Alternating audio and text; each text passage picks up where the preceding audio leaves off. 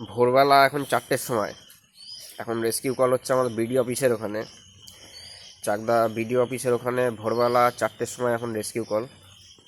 আবার বৃষ্টি শুরু হলো, এখন রেনকোট পরে বেরিয়ে পড়লাম। আপনারা ভোরবেলা এখন এসে পৌঁছালাম এই বাড়িতেই, চন্দ্রবোড়া। তখন দেখা যাক, ঘরের মধ্যে একদম।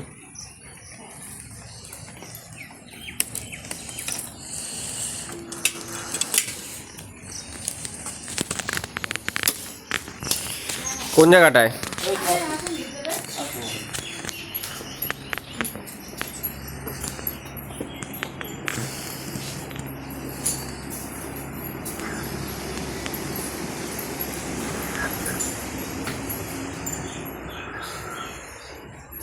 দেখি, আপনি সরে যান।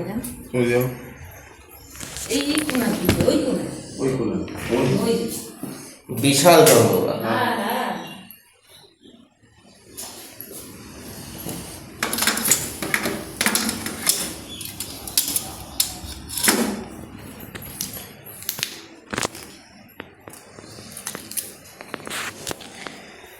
একদম ম্যাসিভ সাইজের চন্দ্রবোড়া, বিশাল সাইজ। 4 ফুট 4.5 ফুট তো হবেই।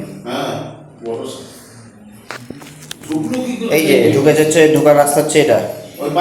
এই যে এখানে জল বেরোনোর যে রাস্তাটা, এই জল বেরোনোর রাস্তাটা এখানটা দিয়ে ঢুকেছে। হ্যাঁ, এটা আপনারা জাল লাগিয়ে দেবেন।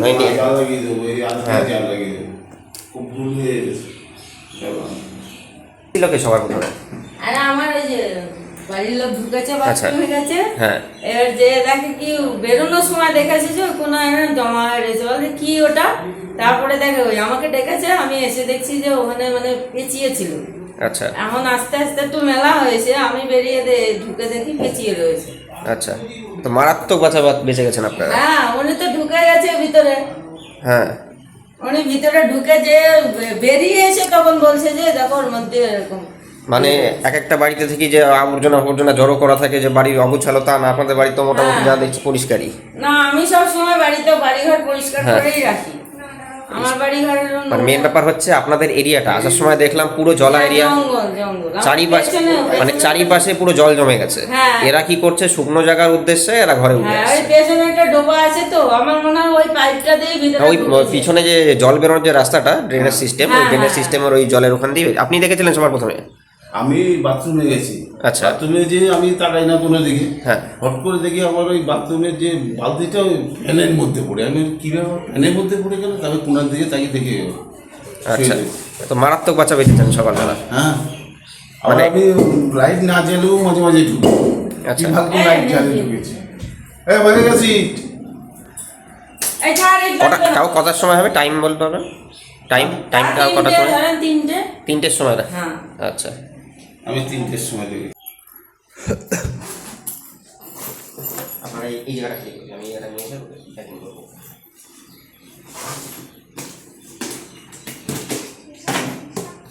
হ্যাঁ,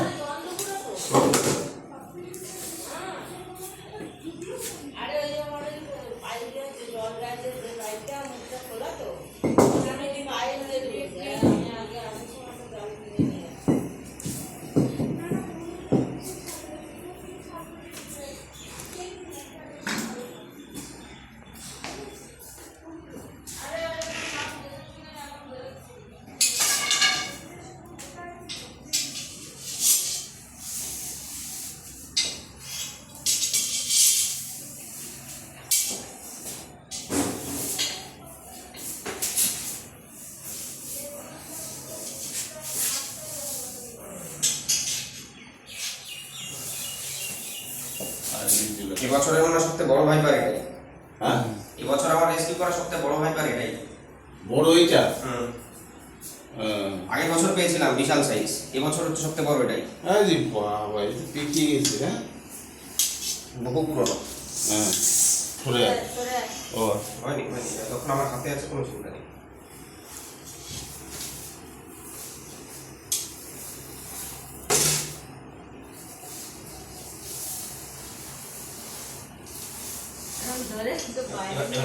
না, ও ব্যাগে ঢুকাবে, ব্যাগে ঢুকাবে। ঠিক আছে। ওই যে ঢুকে গেল ব্যাগে, এবার ব্যাগ বন্ধ করে দেবে।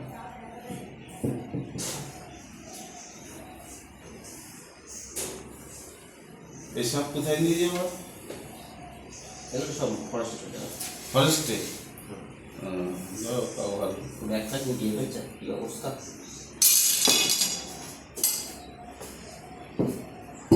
এই বছরের সেরা সাপ ওটা। এবছরের আমার সবথেকে বড় এটাই এখন। তাই হুম। তাহলে ভাবো কত, মানে আমাদের যে একটা কত বড়। এই যে বাথরুম তেলে অসুবিধা নেই কি বলো? Massive size Indian Russell viper, বাংলায় চন্দ্রবোড়া, হ্যাঁ। Rescue complete. ভালো ওজন আছে। এবছরে আমার সবথেকে বড় এখন অব্দি এটাই। 2024-এ ছিল আগের বার বড়টা, যশোর তালপুকুর মোড়ে, তারপর হচ্ছে সবথেকে বড় এটাই। এই চারটা হোক বিডিও অফিস, বিডিও অফিসের পাশেই অর্ধেক রাতে এই অবস্থা।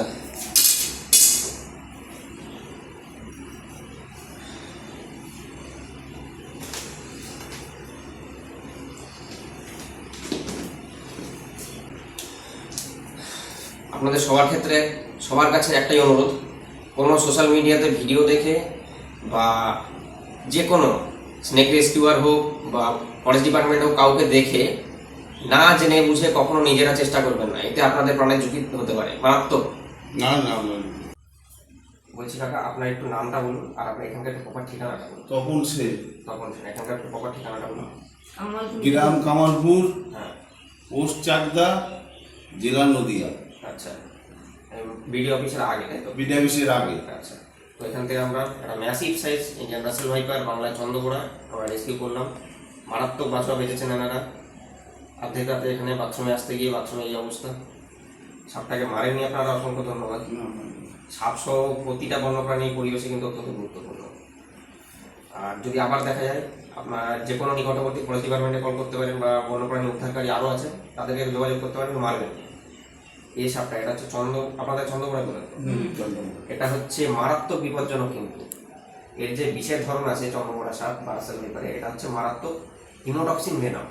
এটা কি হয়, কামড়ালে পরে ব্লাড সার্কুলেশন সিস্টেম বা পুরো রক্তকণিকা ধ্বংস করে দেয়।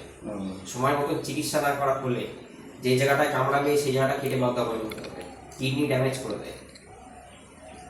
এই যে সাপটা যদি কখনো কামড়ায় কাউকে বা যে কোনো বিষাক্ত সাপে যদি কামড়ায়, সময় নষ্ট না করে নিকটবর্তী যে কোনো হসপিটাল বা স্বাস্থ্য কোনো ওঝাগুনের পিছনে সময় নষ্ট করা যাবে না। এখনো মানুষ সচেতন না, চাকদায় তাতলায় ওই ওঝাগুনিনের চক করে, ঠাকুর বাড়ির চক করে জীবন চলে গেল। এখনো বহু জায়গায় মানুষ ওঝাগুনির পিছনে গিয়ে নিজের মূল্যবান জীবনটা নষ্ট করে দিচ্ছে। সাপে কামড়ালে কোনো ওঝাগুনির তান্ত্রিক নয়, নিকটবর্তী সোজা হাসপাতাল বা স্বাস্থ্যকেন্দ্র।